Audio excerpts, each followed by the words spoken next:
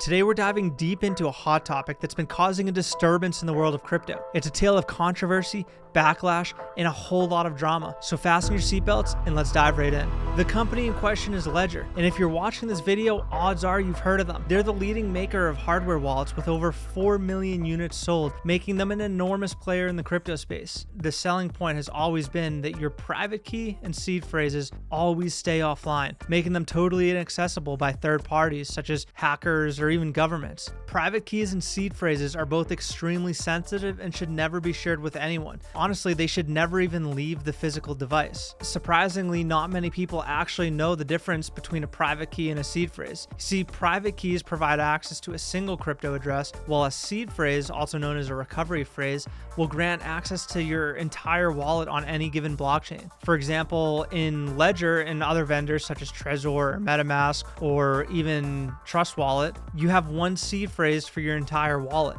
But in that wallet, you can have several crypto addresses that you use for varying purposes. So each of those addresses in your wallet has their own individual private key.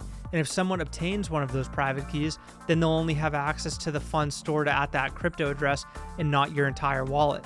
However, if someone obtains your wallet's seed phrase, then the person has access to every single crypto address in your wallet. In addition to hardware wallets, Ledger also has a multi-purpose app called Ledger Live that attracts over 1.5 million monthly users.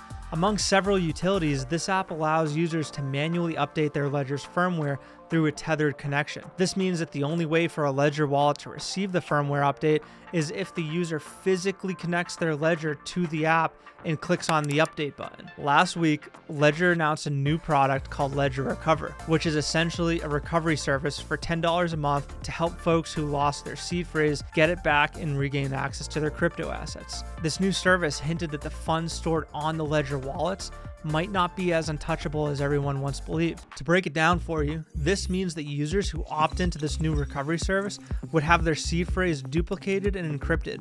Then it would be split into 3 fragments, and each encrypted fragment would be sent to a different company for safekeeping.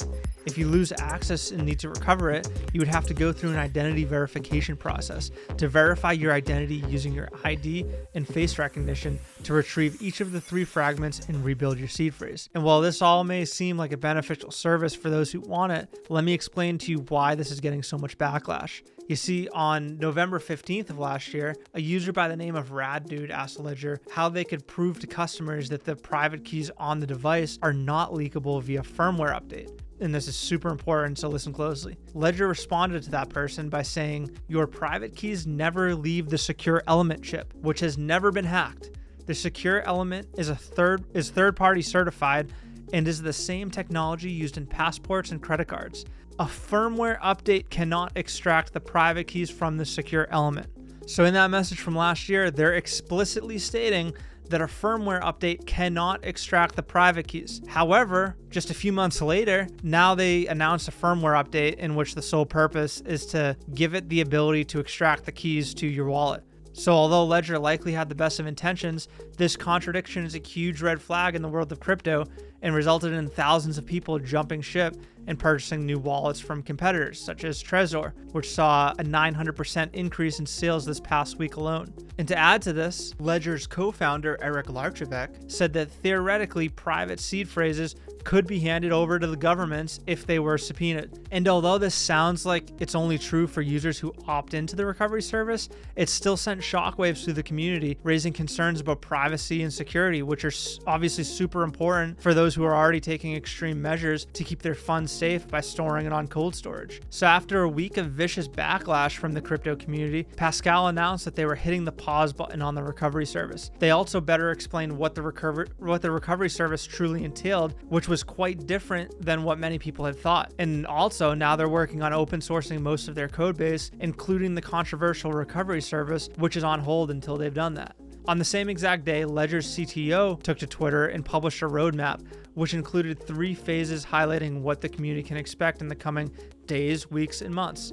The first item being a proper white paper, explaining the entire Ledger Recover protocol, which, if you ask me, should have been released in tandem with last week's product announcement. With all this said, people in the crypto community have had mixed reactions to Ledger's responses. Some are happy that Ledger is listening to their concerns. Others are skeptical, wondering if this is just a PR move to save face. Comment below and let me know what you think of Ledger's response and if you would feel comfortable using their wallet still. You know, this whole situation really demonstrates a struggle that we're going into in the space, and we're going to keep bumping into it as the space evolves. It's all about finding the sweet spot between making things convenient and maintaining security. So what can we learn from all this? One big takeaway is the importance of transparency and proper communication. You see, Ledger's initial announcement about the recovery service was super unclear, which led to a lot of confusion and misinformation. All companies in the crypto space really need to remember that clear communication is key, especially when it comes to changes that could impact users' security and privacy. For everyone watching, it's a good reminder to keep your seed phrase and the private keys safe. It's the key to your crypto wallet, and losing it could be a huge deal. So make sure to always store it in a safe place and consider using a hardware wallet for extra security, because after all, cold storage is really the best storage for it, because as long as your seed phrase stays on your device, it can't be hacked and nobody can access it, not even the governments, even the company who built the device. So if you're currently storing your crypto on a Ledger wallet, you really don't need to panic. As long as you don't update your device, it'll still be impossible for any third party to access your funds. With that said, it's important to realize that eventually you will need to update your wallet in the same way that you don't keep your iPhone on iOS 1.1. For that reason, lots of people have been flocking to alternative hardware wallets such as Trezor. And even though Trezor could hypothetically do the exact same thing in a future update, their code is open source, which means the crypto community can fact check their code to what they're saying is in the update. Whereas Ledger currently relies on trust. Luckily for me, I've always relied on my Trezor for cold storage and I've never owned a Ledger. Even though many people in the space have added Ledger to their blacklist, I really think that over time, eventually they're going to regain trust from the community